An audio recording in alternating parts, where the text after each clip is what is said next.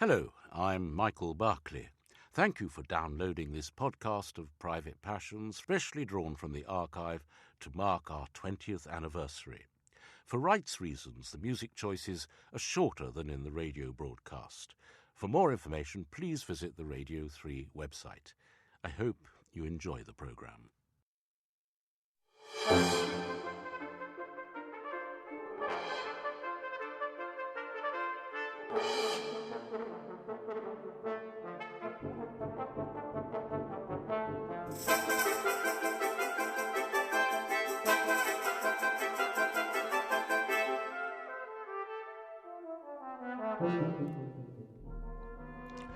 George Steiner is, to quote one of his colleagues, one of the most imaginatively audacious thinkers of his time, with a well-nigh religious reverence for the life of the mind. Reading one of your recent collections of essays, Grammars of Creation, George, I realised that music is a constant in your life. I mean, well, really, culture is a constant, but music clearly is very important to you, isn't it? Right from the beginning. Remember, in the huge tradition of Central European, Jewish culture, high culture, whatever you want to call it, there was a paradox that music, and particularly, God help us, for example, Wagner, was absolutely in the fibre of daily life. And whatever one's profession, whatever one's ambitions, children were meant to learn an instrument, they were meant to go to concerts, and my father was a passionate opera-goer in years when it became more and more difficult to be so. So it's always been there. And finally, in the very late part of my life, the conviction that music does do certain things which even the greatest literature may not, I put may in lots of italics, gets stronger and stronger. Do you regret that in this country in particular, we do not have that kind of ethic of actually instilling in children an importance in, an interest in the arts? I think music more than most, not only that choral singing is one of the glories of English sensibility, but we're in a period of very great English music, as it happens. Certainly the greatest, I would guess, since Elizabethans and Tudor, and in a very great period of accessible performance. More than ever, people are finally going to concert halls, watching chamber music, listening to chamber music. So I think in a generally rather difficult situation, in front of an incredibly Philistine, brutally Philistine government, which seems to hate the intellect with a real virtuoso passion, music is asserting itself very strongly. Now, the music you've chosen, and there's some fascinating pieces here, but did you arrive at the choice through any form of chronology or just simply through things that you felt you wanted to talk about? No, each of these pieces of music marks something which has mattered a great deal in my life, either in memory or, in fact, continues to do so. And the first piece? Now, I'm a layman in the history of music and musicology, but my intuition, the layman's intuition, is that Jewish music has a very spotty history. For all sorts of liturgical, ritual reasons, there isn't very much of it. There are great sudden summits, a Meyerbeer, a Mendelssohn, a Mahler, of course. There is then the towering Schoenberg, and quite extraordinarily, modern American music from Poulenc through Bernstein on. But not very much of it. And I chose this piece because it's both very lovely and terribly sad. You have a Jewish Renaissance composer trying to play the game of Gentile polyphony.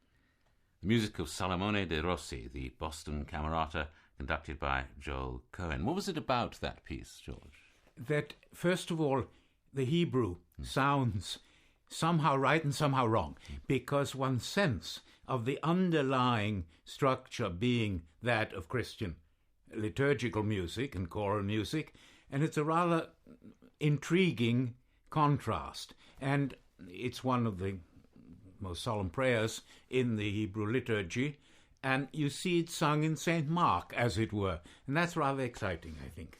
And it is quite a beautiful piece in its own right. In its own right, but it's in a borrowed garment, as it were. Our next music is an extraordinary work. It's by a composer who had a sort of almost visionary ability to do word painting in harmony, didn't he? Now, Gesualdo, today you go to any record shop and there are the Gesualdos. When this began, there was no recording. There was one Edwardian small monograph, and I hear one day music completely arresting, New York, and the voice of Stravinsky, unmistakable, saying not only is this one of the greatest composers, but the piece we will now play for you has the whole of Wagner's chromaticism in it, in Nuce. I was staggered, I heard it, and the first Gesualdo record generally available made Stravinsky as assistant Robert Kraft, with commentary by no less than Aldous Huxley, an extraordinary combination. Since then, I've become a passionate Gesualdo collector. As you know, an incomparably horrible life, murders his adulterous wife, murders the child in a hideous way, probably a second murder when he's in Ferrara, and ends his days in sadomasochistic, obsessive repentance. And I think, indeed, one of the very greatest of composers, bar none. So I've gone on the pilgrimage, and it's very difficult. Venosa, his fortress, his castle, to which he fled after the night of the murder in Naples, is very hard to reach in the central escarpments of Calabria. It is a haunting place. It turns out to be the birthplace of Horace. Now there's something to think about, a little mountain nest, Horace and Gesualdo. I've gone there. I've gone to the tomb in Naples, which is very, very beautiful, in the pavement of the cathedral, this great arch sinner right under the high altar, but he had more popes as cousins. It was one of those extraordinarily inwoven families, and I've got one or two Gesualdo sites still to see, but it's been a hobby. It's been a passionate hobby.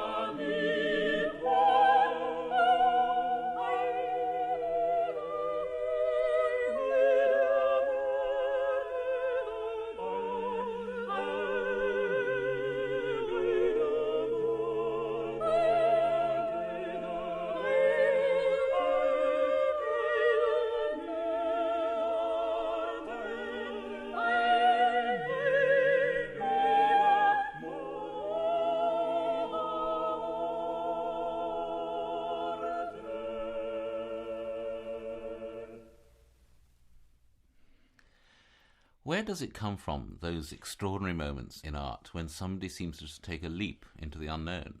You've asked the most difficult question. The quantum leap, as in physics, into a different sphere of energy. There are very learned works now on Gesualdo, which say that he heard certain Flemish experiments. I'm in no measure to judge this. I think he was one of the most original and haunting of musical minds. And when you see that landscape, which is ancient, to say something quite stupid, what we've just heard often sounds like the wind in those hills. Moro Lasso al mio duolo by Carlo Gesualdo. And we heard that performance of which you spoke, the Singers of Ferrara, conducted by Robert Kraft. George Steiner, you've written a lot about the nature of creativity, which we've just been talking about, and you've compared it with invention, or tried to make the difference, the intellectual difference between that. And of course, when one puts art and science together, one has really fascinating templates at work. I'd love to steal, quite simply, a remark by the towering philosopher Martin Heidegger, who said, the reason science, and he meant invention, is so boring is that it finds answers. Creation only questions. It's a very exaggerated but brilliant aphorism. In creation, things remain totally open-ended. Also, they cannot be dated. Nothing dates a piece of music like this, except for the historian, a great painting, a great poem, and so on. They have their historical context, God knows, but they do not age. A new scientific theory can supersede an old one, and it becomes a piece of university library dust. This is so immensely different. The time arrows move so differently in the two. And creation says, I will be here as long as you wish to read me, to look at my painting, to perform, even more than listen, to perform my music. And what worries me, as you know, from years of writing, is that we are leaving behind us the era of creation and entering more and more in that of invention. I'm as passionately admiring of science as anyone, but something may be changing and may be going into a very different kind of gear. Do you think that something like film is a rather awkward case that perhaps falls between the two? Film has been the great 20th century art form. Look, no doubt about it. But let me throw the question back at you. I can read a sonnet, a great Shakespeare sonnet, 100 times, a book of Homer's Iliad over and over and over, if I know it by heart even, and each time it is new. I've gone to the films I love most, Partie de campagne of Renoir, Les Enfants du Paradis, so on. From the fourth time on, I walked out so as not to spoil the passionate remembrance. It goes dead as cold mutton. I've asked people who teach theory of film why. No one has an answer. You go to the great people who have written on this, Krakauer, from Caligari to Hitler, the theoreticians, Pudovkin, the books about what is film. No answer. Why should it go dead? And I leave the question open, and that will never happen to you with literature, and not even with a bad performance in music. In fact, there's mighty bad performances which make you fall right again in love and want to hear the piece done better. No, it is, I think, a very great form, but possibly ephemeral right at its center. Well, now let's move on to your next choice, George Steiner, an arioso, Dank sei dir, Herr, which is attributed to Handel. My choice of this record has a very personal history. Polydor Records, the head in Paris, was the father of a man who I grew up with, who's my literary agent after we have been together 72 years. George Borchardt of New York. His father and mother died, and the mother died through the Holocaust, but he was able to escape. And so that record was a gift from his father to my father. They were very close friends. And it's about the first thing I heard. Maybe I was 3, maybe I was 4, I don't know. And I was mesmerized, totally. I still think it is one of the most beautiful pieces of music, bar none, one of the most moving that there is. And this will be a theme in our being together today. Sorry, can't help it. I'm child of my time. Schlusnus, who sings it like an angel, was Mr. Hitler's favorite singer at a certain point, and sang his heart out right through the hell of it all. And there we are. We're going to see this once or twice again in some of my other choices, and I don't know how to think that one through, except the very gruff remark. I once mentioned this to a great American composer, Roger Sessions, who was an older colleague at Princeton and a famously brusque-spoken man, and he said, "Don't you understand? Most singers are cretins." I shall never forget that very rude remark, as if to solve the problem. There spoke a composer, but it is full of memories.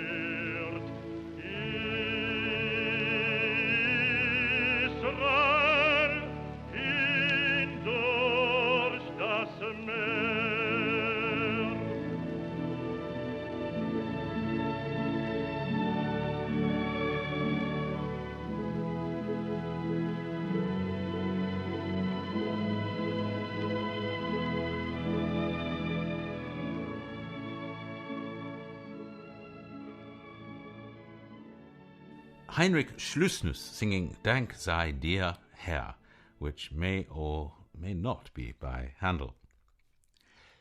Perhaps some people will be surprised, George Steiner, to find you playing popular music. I don't know why they should be, but because people always think that intellectuals are forbidding in some way and therefore don't smile and do not enjoy popular art forms. But they'd be wrong.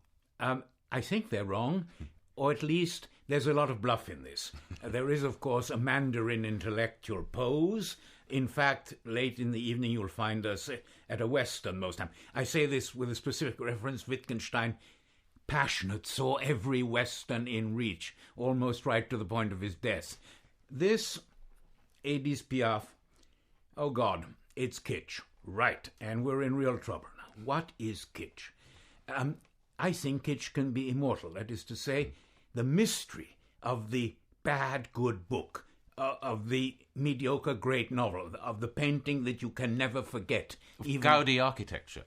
Gaudi architecture, Gaudi architecture, Gaudi. It's a lovely suggestion of yours. The fascinating aesthetic problem.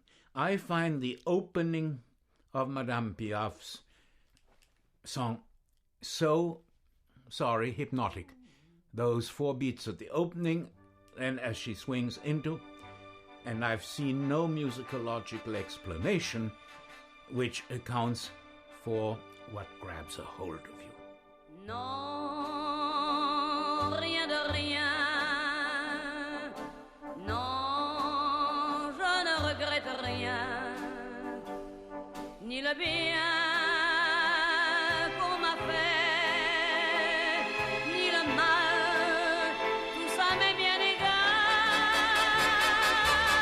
Non, rien de rien. Non, je ne regrette rien. Edith Piaf with Non, je ne regrette rien. I'm very delighted to see, George Steiner, that you have a song by a composer who I consider a consummate writer of songs, and that's Francis Poulenc. Bless you. Now, this is a song where the text is written by Aragon. It's during the early time of the occupation. Aragon will turn out to be a Stalinist thug, a real Stalin's KGB. In 1918, he had been 3 times buried alive in the trenches. It's one of the great wars. Personal, what one says in England, he had a war. What a warrior. He wrote in 40 Le Crève-Cœur and other poems by which people kept their hearts alive. This man seemed to be able, I remember it too well, this was when there was total midnight for France. It was Aragon's text. Poulenc sets this, and for reasons too private even for private passions, the bridges at Angers have played a very important role in my life. And so this song, which seems to me to incarnate French music, I mean, Piaf doesn't, it's something quite different, but this is what we mean by a French song, I think.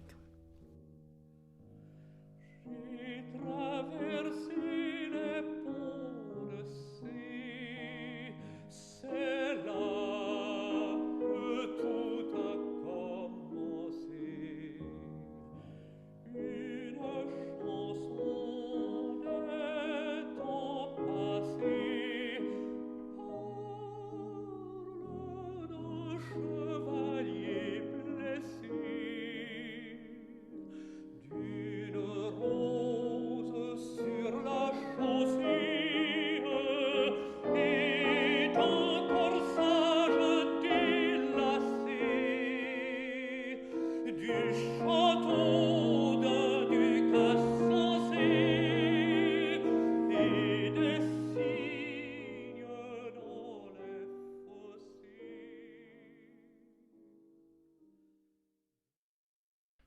I've had the privilege of hearing Huguenot in his 90s singing with that confidence of intonation, no longer, of course, the register, but the placing of each word, which is the key to the French chanson. C by Poulenc. Hugues Queneau was the tenor, with Geoffrey Parsons playing the piano, although Queneau often sang with Poulenc himself, of course, famously. Jazz next, George Steiner. Does that go back a long way with you, a love of jazz, or is it a more recent thing? This is, again, a very exciting particular memory. University of Chicago, the years immediately after the war. I'm in what was called a Nissen hut, those metal prefab huts. I was so grotesquely virginal, European, overdressed and undereducated, unbelievable. And I'm in this hut with a paratroop soldier who, having taken one look at me and saying every four-letter word, which I'd never heard, saying what was he going to do to make a human being of me, would I help him get through his exams and courses? I said yes. He said, was I clever, smart? I said phenomenally. So he said, good. He would now show me something which I would never be able to do till the end of my days. Stretched his arms in front of him, crouched on the ground, and jumped into the upper bunk. He was a paratrooper. And I worshipped him.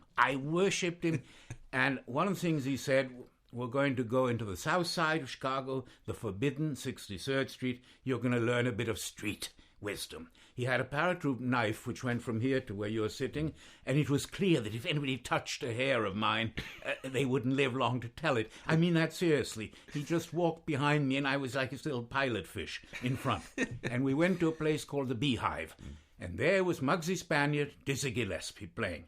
And I had my first Caesar salad the night I heard the piece we're going to hear. And the combination of Caesar salad, of that kind of jazz, of the hot summer evenings in Chicago, it was a complete explosion for me, an inner explosion.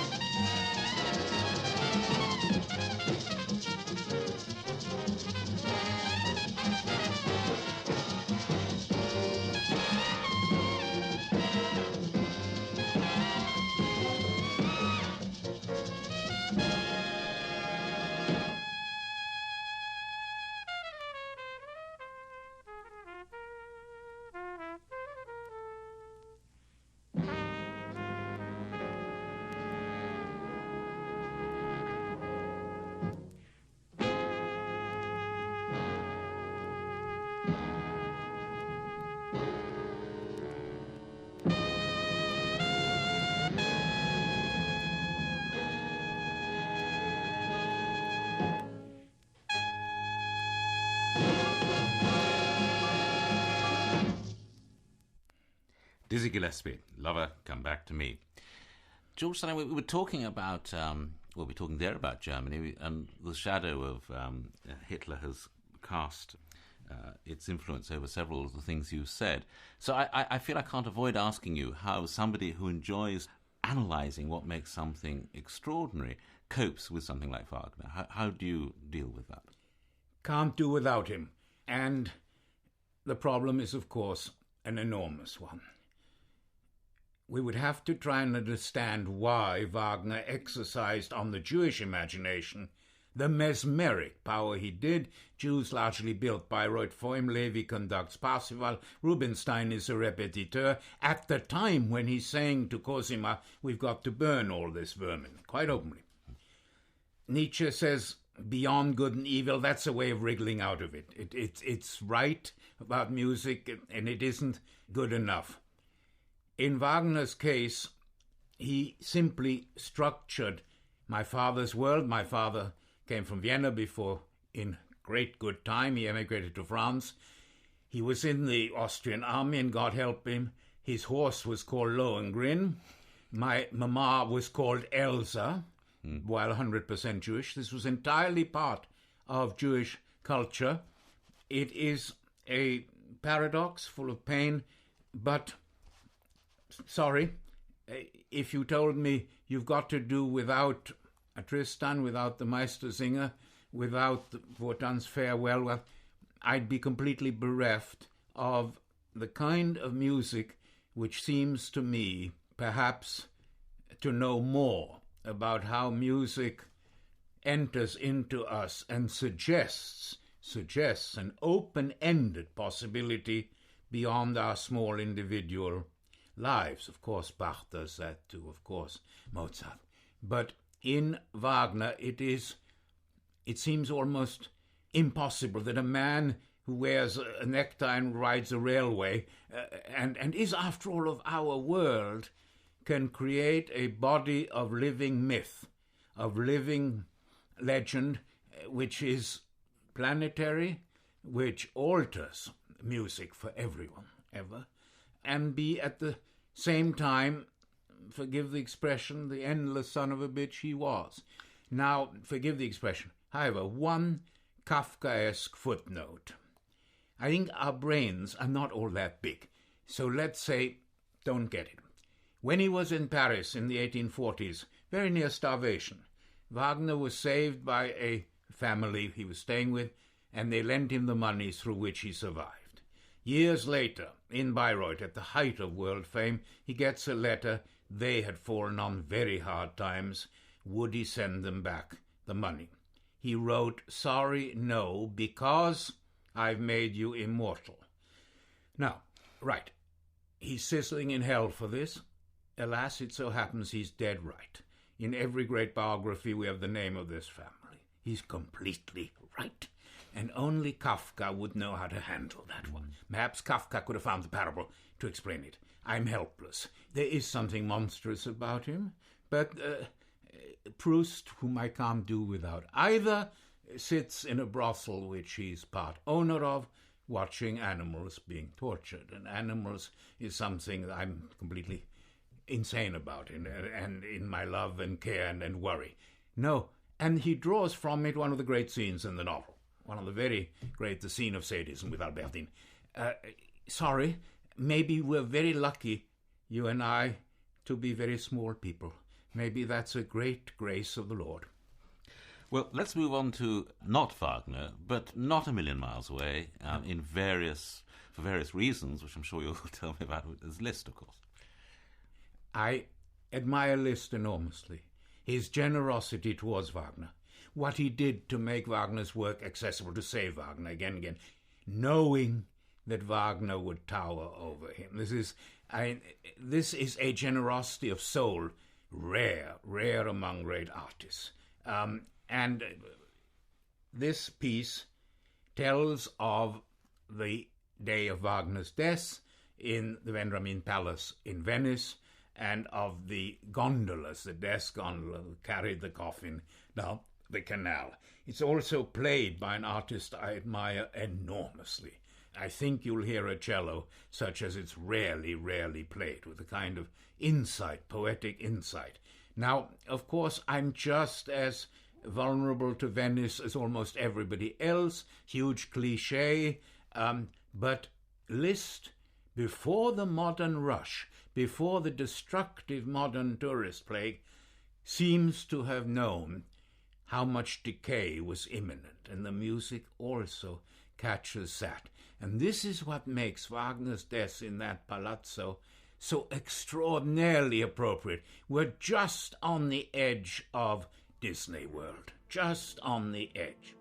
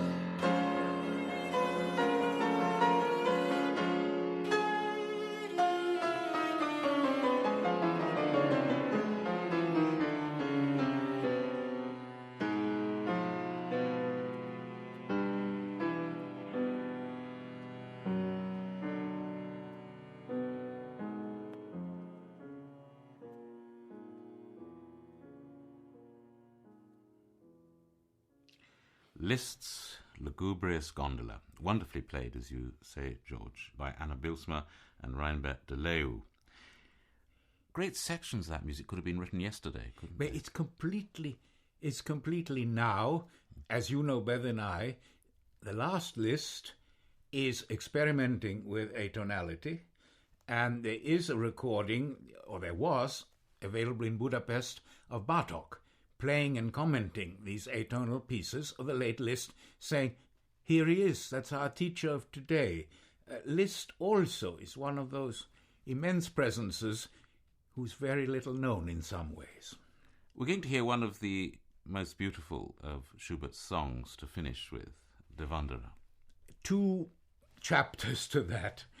I mean it with all my heart. I often wake up in the morning saying, to be alive at more than twice Schubert's age when he dies is what metaphysics likes to call a scandal.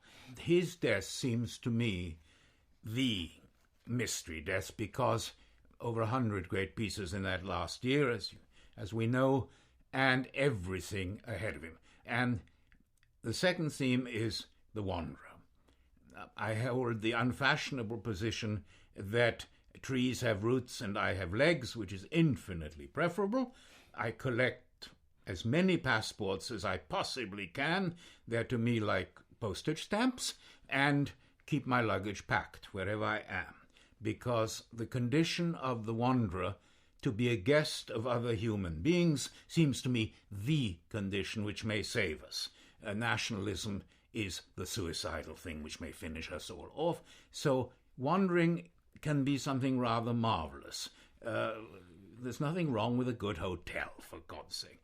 But this song has in it the whole ambiguity, the Heimatlos, the homelessness of German Romanticism, and the element of the privilege of wandering. And it seems to me he absolutely gets both aspects.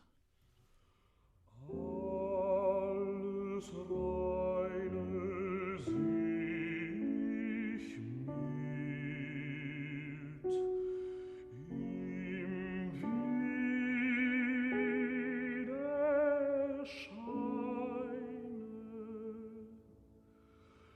nicht verworren in des Tages Glut verdorren,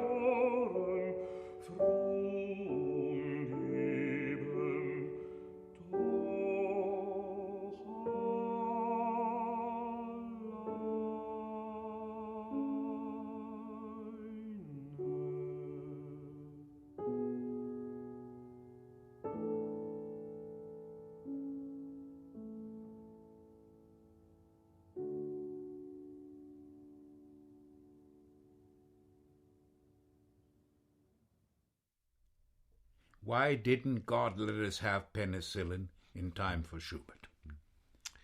Der Wanderer. Matthias Görner was the baritone, Graham Johnson the pianist. 'Tis extraordinary, isn't it, how artists, George Steiner, can actually transform the landscape. I mean, they're really great artists and they take something up. I'm sure Winterreise became an even more familiar piece because of Fischer-Dieskau. Oh, whole branches of the repertoire. But Fischer-Dieskau has also changed, and this is rare, some of our sense of great German poetry. And when Fischer-Dieskau sings a Hölderlin setting, he's also being a great critic of Hölderlin. This is very, very rare. George Steiner, thank you for that thought and all the other very many interesting ones and the music that you've introduced us to. Thank you very much. Thanks for listening to this episode of Private Passions. Search online for Private Passions for more about the programme, pictures and downloads.